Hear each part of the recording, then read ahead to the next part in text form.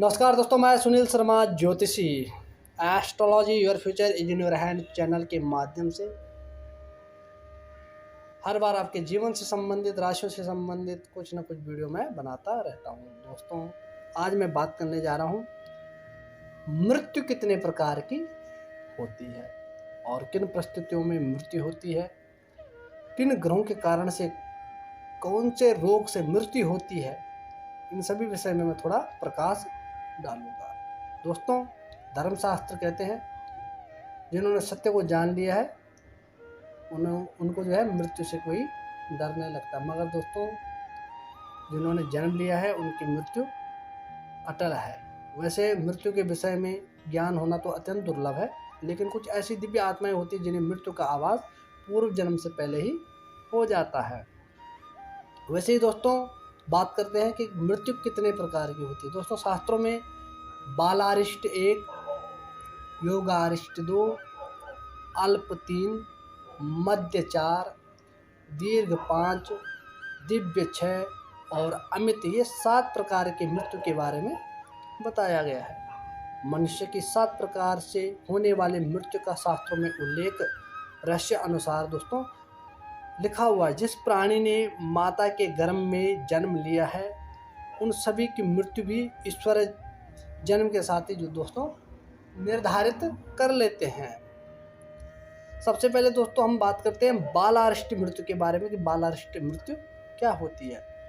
दोस्तों, जन्म से लेकर 8 वर्ष तक की आयु में होने वाली मृत्यु को बालारिष्ट मृत्यु कहते हैं। जिसकी जन्म कुंडली में दोस्तों बालक की 6, 8वें और 12वें स्थान में पाप ग्रहों से युक्त चंद्रमा हो तो उसकी जो है दोस्तों बालारिष्ट मृत्यु होती है।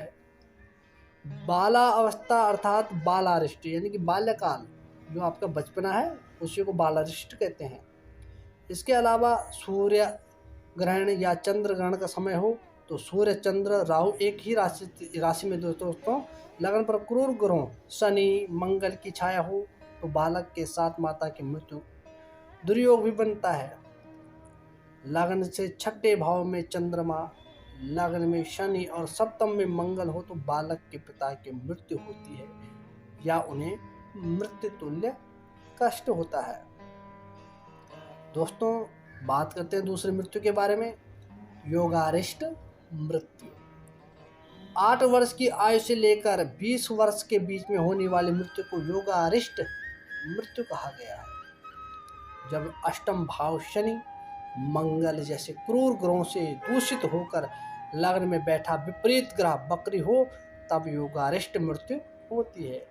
अमावस्या से पहले की चतुर्थी, अमावस्या और अष्टमी को यह योग पूर्ण प्रभाव में रहता है। जिन बालकों के दोस्तों माता पिता कुकर्मों में लिप्त रहते हैं उनके बालकों की मृत्यु भी योगारिष्ट में होती है।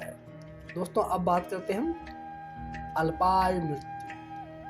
दोस्तों, अल्पायु मृत्यु जिसकी मौत 20 से लेकर 32 वर्ष तक की आयु में होती है उसे अल्प आयु मृत्यु कहा जाता है। वृषभ राशि, तुला राशि, मकर व कुंभ लग्न वाले जातक अल्पायु होते हैं, लेकिन इन लग्न वाले जातकों की कुंडली में यदि अन्य कोई शुभ ग्रह हो और सूर्य मजबूत स्थिति में हो तो इस योग का प्रभाव नहीं रहता। ऐसा खास नहीं है कि इन राशियों वालों की मृत्यु होती है। इसमें जो है ग्रहों का बल देखा जाता है, उसके अनुसार ही यह निर्णय लिया जाता है कि इनका जीवन कितना चलेगा। यदि दोस्तों लग्नेश चर राशि मेष, कर्क, तुला, मकर राशि में हो तथा अष्टमेश द्विषभाव राशि मिथुन राशि, कन्या राशि, धनु राशि और मीन राशि हो तो अल्पायोग बनता है। दोस्तों, यदि जन्म लग्नेश सूर्य का शत्रु हो तो जातक अल्पायु होता है। इसी प्रकार यदि शनि और चंद्रमा दोनों स्थित राशि में अथवा चर और दूसरा द्विषभाव में हो तो व्यक्ति की मृत्यु 20 से 32 वर्ष की आयु के मध्य होती है। दोस्तों, अब बात करते हैं मध्य आयु की। 32 वर्ष से लेकर 64 वर्ष तक की आयु में होने वाली मौत को मध्यायु मृत्यु कहते हैं। यदि लग्ने सूर्य का समग्रह बुध हो, लग्न में सूर्य के समग्रह यानी कि लग्न में सूर्य का समग्रह बुध हो, अर्थात मिथुन व कन्या लग्न वालों की प्राय मध्य आयु होती है। यदि शनि और चंद्र दोनों की दुस्वभाव राशि में हो और एक चर तथा दूसरा स्थिर राशि हो तो ऐसे लोगों की मध्यायु मौत होती है। अधिकतर मध्यायु लोग वाले जातकों की मृत्यु जन्म स्थान से बहुत दूर होती है। दोस्तों अब बात करते हैं 5वीं आयु के बारे में, दीर्घायु योग। दोस्तों ये दीर्घायु योग मृत्यु होती है अगर किसी की मौत 64 से अधिक एवं 120 वर्ष की आयु तक होती है तो उस मृत्यु को हम दीर्घायु योग का पूर्णायु योग मृत्यु भी कहा जाता है। यदि जन्म लग्नेश सूर्य का मित्र हो तो व्यक्ति की पूर्ण आयु प्राप्त होती है। लग्नेश केंद्र में गुरु शुक्र के साथ हो या उनकी दृष्टि हो तो जातक पूर्ण आयु से भोग करता है। इन जातकों को जीवन में जो है अंतिम समय तक शिव और विष्णु की उपासना करनी चाहिए। दोस्तों अब बात करते हैं 6ठी मृत्यु के बारे में, दिव्यायु। दोस्तों उपरोक्त 5 प्रकार के जितने भी मृत्यु बताइए मैंने वह आयु मृत्यु योग के बाद आता है। दिव्यायु योग वस्तुतः यह योग आयु से जुड़ा नहीं है किंतु यह बताया गया। दोस्तों व्यक्ति के जीवन में कैसा योग होना चाहिए? यदि शुभ ग्रह बुध, बृहस्पति, शुक्र, चंद्र केंद्र और त्रिकोण में हो और सब पाप ग्रह 3रे भाव में, 6ठे भाव में और 11वें स्थान में हो तो यह 8म भाव में शुभ ग्रहों या शुभ राशि में हो तो व्यक्ति के जीवन में दिव्य आयु योग बनता है।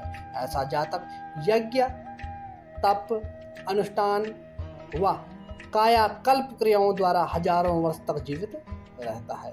लेकिन ऐसी आयु तपोनिष्ठ साधु संत ही प्राप्त करते हैं क्योंकि यही इन चीज को प्राप्त कर सकते हैं। दोस्तों अब बात करते हैं हम 7म आयु के बारे में यानी कि 7वीं आयु के बारे में, वह है अमित आयु। दोस्तों अमित आयु पाने वाले प्राणी तो बहुत ही दुर्लभ होते हैं, करोड़ों में एक होगा। देवताओं, वसुओं, गंधर्वों में ऐसी आयु प्राप्त होती है। इनके अनुसार यदि गुरु गोपुरांश यानी अपने चतुर्वर्ग में होकर केंद्र में हो और शुक्र पारावतांश अपने षड्वर्ग में हो और एवं कर्क लग्न में हो, ऐसा जातक मानव न होकर देवता बनता है। उनकी मृत्यु को केवल जो है कोई सीमा नहीं होती, यह अच्छा मृत्यु का कवच पाने में जो है क्षमता रखते हैं। दोस्तों जो 7 मृत्यु मैंने बताई है यह ग्रहों के ही योग से मैंने बताई है। ऐसा नहीं है कि मैं शास्त्रों को अध्ययन करके उसका आपको बता रहा हूँ, नहीं। यह जितनी भी मृत्यु है दोस्तों यह ग्रहों से ही जुड़ी हुई है। अगर विषम स्थिति में ग्रह हैं तो आपको ऐसे ऐसे योग बन सकते हैं।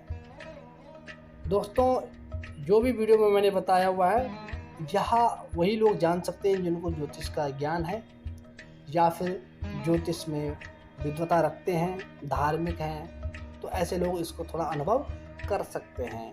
अगर आपको भी जानना है तो आप अवश्य अपने सवाल पूछ सकते हैं इस YouTube के माध्यम से। दोस्तों आज यह वीडियो मैंने बनाने का एक ही कारण रखा था कि लोगों को ज्ञान होना चाहिए कि मृत्यु कितने प्रकार की है और किन किन ग्रहों के योग से मृत्यु हो सकती है।